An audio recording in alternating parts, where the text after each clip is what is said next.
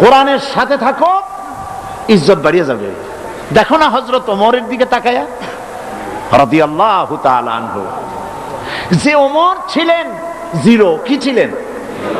কত বড় একটা বড় আকারের জিরো হলে আল্লাহ নবী হত্যা করতে আসতে পারে?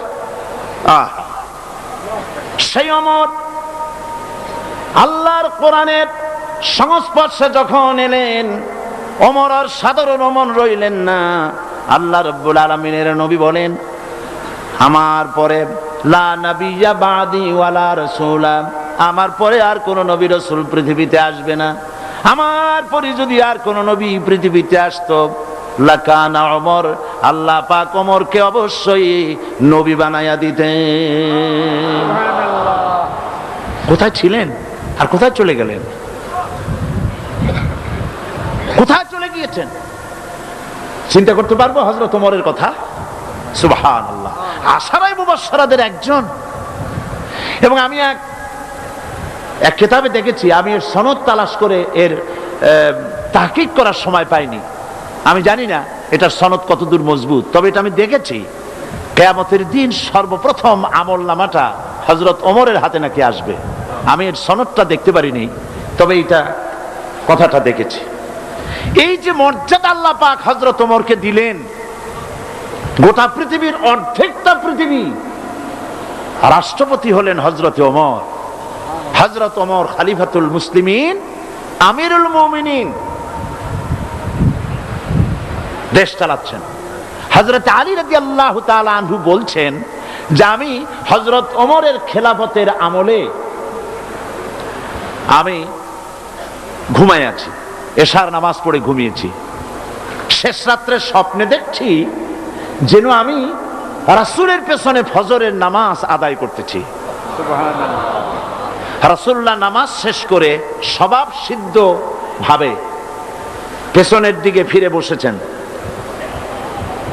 একজন বুড়ি মেয়ে লোক এক পাত্র খোরমা এনে বলছেন, হযরত আলী বলছেন যে আমি হুজুরের পিছনে নামাজ পড়ে দরজা দিয়ে বেরিয়েছি। দরজা থেকে বেরিয়ে দেখি এক বুড়ি এক পাত্র খোরমা নিয়ে এসেছে। আমাকে বলছে, আলী, এই পাত্র ভরা খোরমাগুলি নিয়ে যাও, এটা আমার নতুন বাগানের খোরমা। আর রাসূলুল্লাহকে নিয়ে আমার সালাম গিয়ে বলো, আর বলো যেন তিনি এই খোরমা থেকে নিজে খান এবং সাহাবায়ে কেরামদের মধ্যে যেন ডিস্ট্রিবিউট করে দেন। হযরত আলী তাই করলেন। রাসূল করিম সাল্লাল্লাহু আলাইহি ওয়াসাল্লাম খোরমার পাত্রটা হাতে নিয়ে সর্বপ্রথম একটি খোরমা তুলে হযরত আলীর হাতে দিলেন। হযরত আলী খোরমা মুখে দিয়ে চিবোতে লাগলেন। এত স্বাদ লাগলো, খোরমাটা চিবোচ্ছেন, এমন সময় ফজরের আজান কানে চলে গেছে, ঘুম ভেঙে গেছে। কিন্তু হযরত আলী বলছেন, ফজরের আজানে ঘুম ভাঙলো, কিন্তু আমার মুখের মধ্যে তখনও রাসূলের দেওয়া খোরমার স্বাদ আমি অনুভব করতেছিলাম। ওযু করে নামাজ পড়তে গেলাম, যে দেখি আমিরুল মুমিনিন হযরত ওমর ইমামতের জায়গায় দাঁড়িয়ে আছেন। নামাজ শেষ করলাম তার পেছনেই। নামাজ শেষ করে দরজা দিয়ে বেরোচ্ছি, অমনি দেখি এক মহিলা, এক বুড়ি এক পাত্র খোরমা নিয়ে হাজির।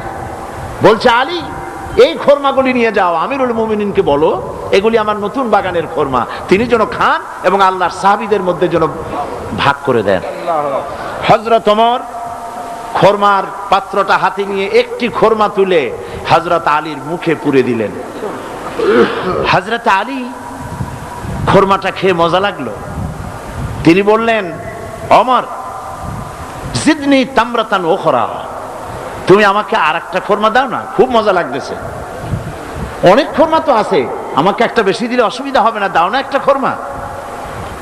হযরত ওমর বলছেন, ইয়া আলী, লাউ আন্না রাসূলুল্লাহ সাল্লাল্লাহু আলাইহি ওয়াসাল্লাম যাদাক লাজিদনাক। ও আলী, রাসূলুল্লাহ স্বপ্নের ভিতরে তোমাকে যদি একটার বেশি খোরমা দিতে, আমিও তোমার একাধিক খোরমা দিয়ে। আলী অবাক হয়ে গেলেন, কি সাংঘাতিক কথা। তিনি বলছেন, ইয়া আলী, ইয়া ওমর, আহিয়া রুইয়া রাআইতাহা আম গায়বুন ইত্তালাতা আলাইহি। হে ওমর, এটা কি স্বপ্ন?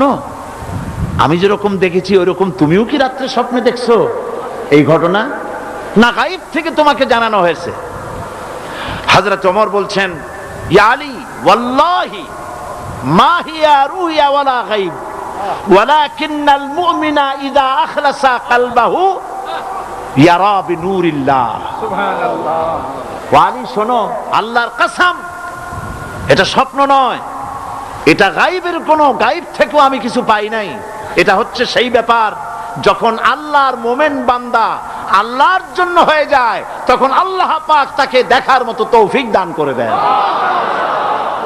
হযরত ওমর কোথায় ছিলেন আর কোত্থেকে আল্লাহ পাক তাকে তুলে নিলেন? সুবহানাল্লাহ।